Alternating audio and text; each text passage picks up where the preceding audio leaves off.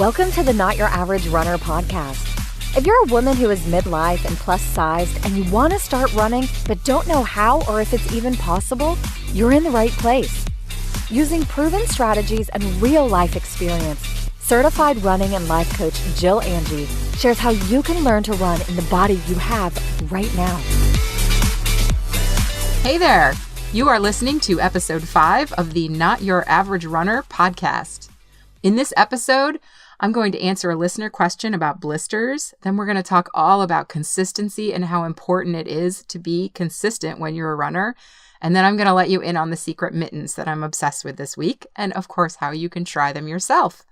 So whether you are a brand new runner, an experienced pro, or maybe even just contemplating it because all your friends are doing it, you are in the right place.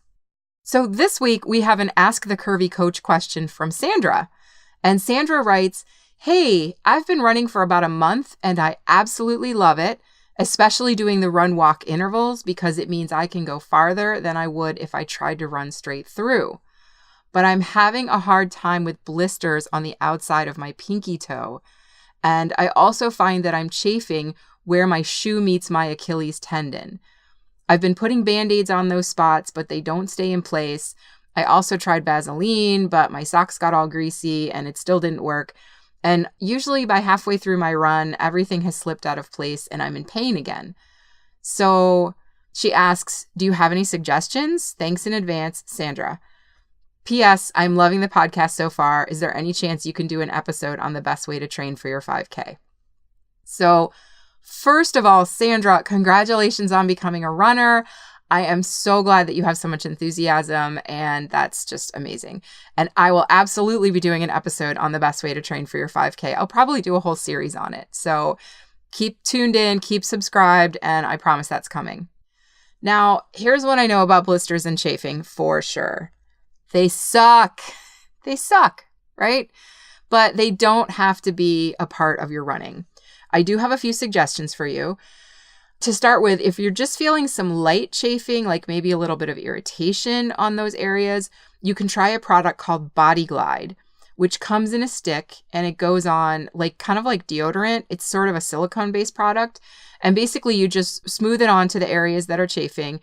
And it's not just for feet. It works anywhere your clothes irritate you. I often use it underneath the strap of my bra, kind of around my rib cage, and it works really well.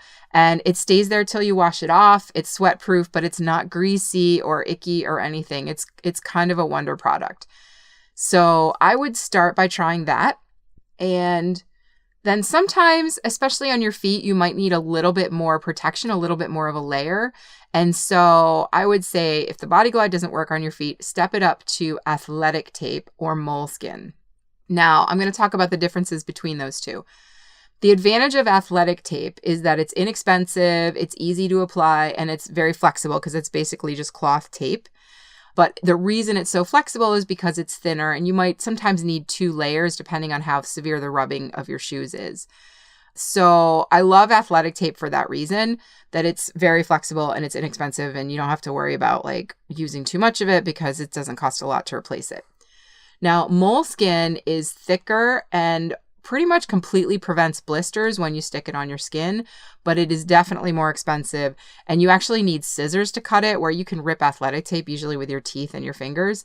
So moleskin, you need scissors, and because it's thicker, it doesn't really bend around heels and toes quite as easily, especially around your pinky toe. Moleskin might not be the best option.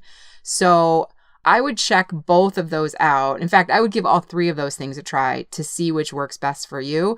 And I've put links to all of those items in the show notes so that you can see what I'm talking about. So I hope that answered your question, Sandra, and please let me know if I can help you further. And if you want to get your question answered, all you have to do is email me at podcast@notyouraverage.runner.com. I'm going to pick one question each week to read and answer, and you can ask me anything you want. It doesn't even need to be a running question. If you ask me something really funny, I'll probably read it on the air.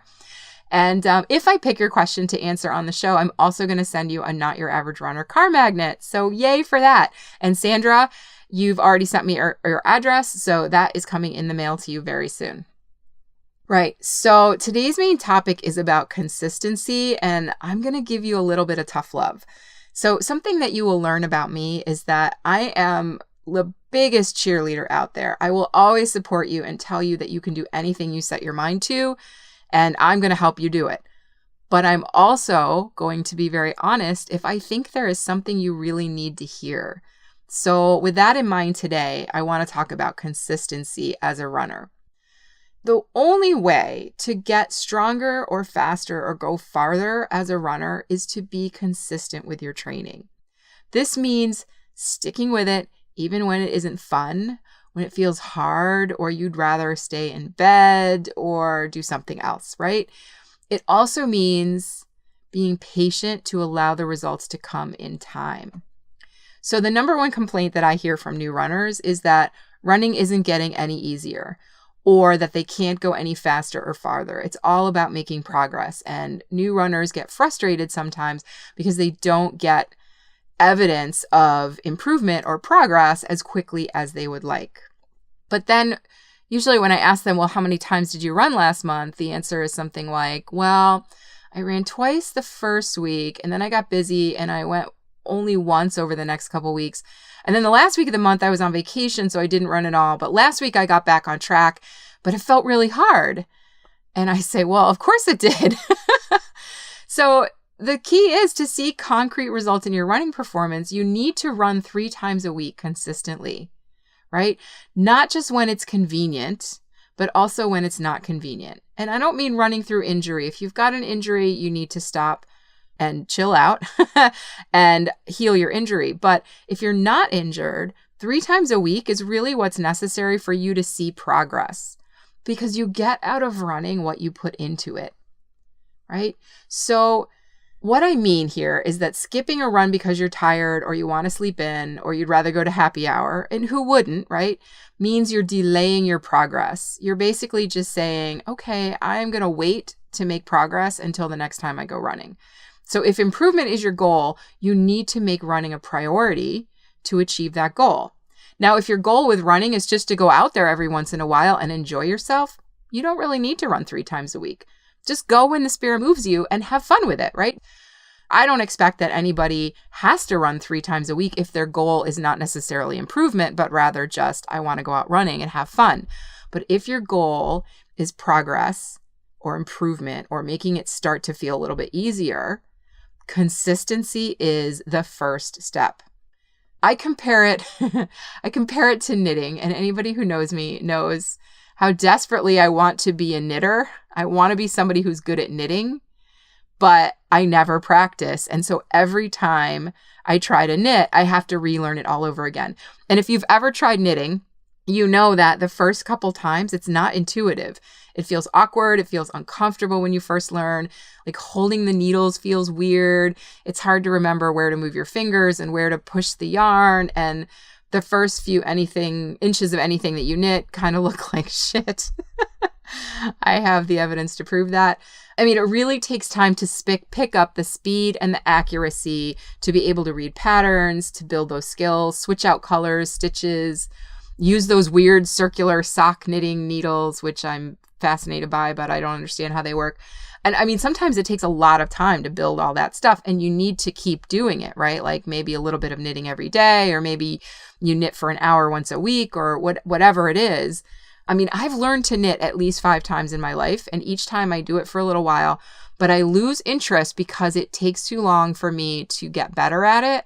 And by taking too long, I mean, after half an hour, it doesn't feel easy, and so I quit, right? So I never get proficient. The next time I try, I have to start all over again.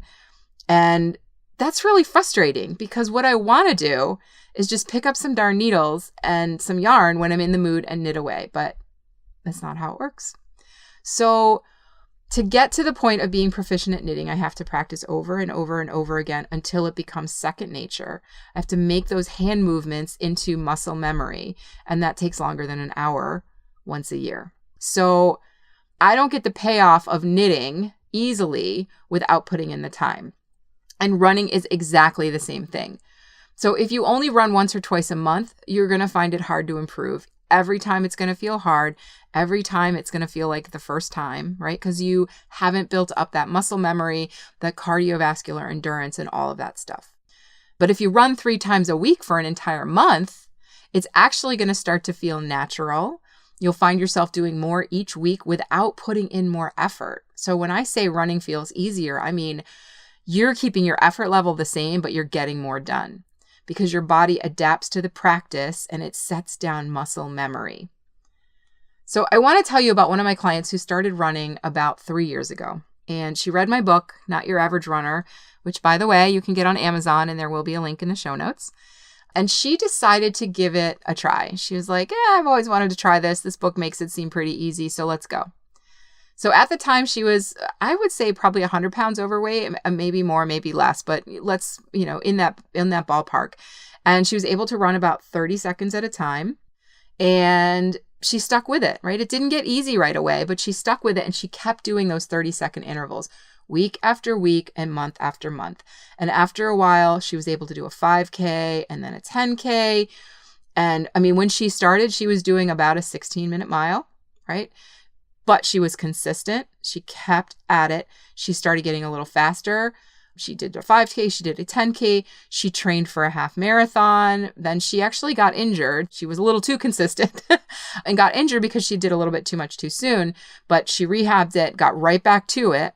And then last year, she actually ran her first marathon.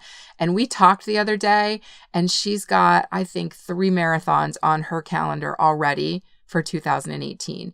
And so in just 3 years, she went from being significantly overweight and sedentary to running a marathon. And the reason she did that is consistency. I mean, in the time that I have known her, I can probably count on one hand the number of times she's actually missed a training run. And now she can do a 5K in about 30 minutes. Okay. So these results didn't come overnight. They came because her main priority was consistency. That's what she focused on. In the beginning, her only goal was to run. Now, over time, she added in bigger and bigger goals, but she never lost her primary objective of just being someone who runs 3 to 4 times a week. And by making that her goal, rather than a certain pace or a distance, she ended up achieving way more than she ever expected to. So, I mean, she's kind of amazing. Like I spoke to her recently and it sort of blew my mind, the kind of mental shift that's happened in her over the past 3 years, all because her goal was just to be a consistent runner. So here is your challenge for the week. For the next month, actually, this is your challenge for the month, but there'll be another challenge next week. So for the next month, I want you to not pay attention to your pace or your distance at all, right? Just decide that you're going to run for 30 minutes, or maybe it's 40 minutes, 3 times a week. Make a plan to run 12 times in the next 30 days. Decide which days you're going to do it. Mark them all out on your calendar ahead of time and do those workouts no matter what. On those days, no matter what. And then pick out a reward for yourself when you finish those 12 runs and post it, of course, in the Facebook group to show us all how amazing you are. So seriously, give yourself 1 month of running 3 times a week and just see what happens. I think you're going to be surprised at just how much you accomplish.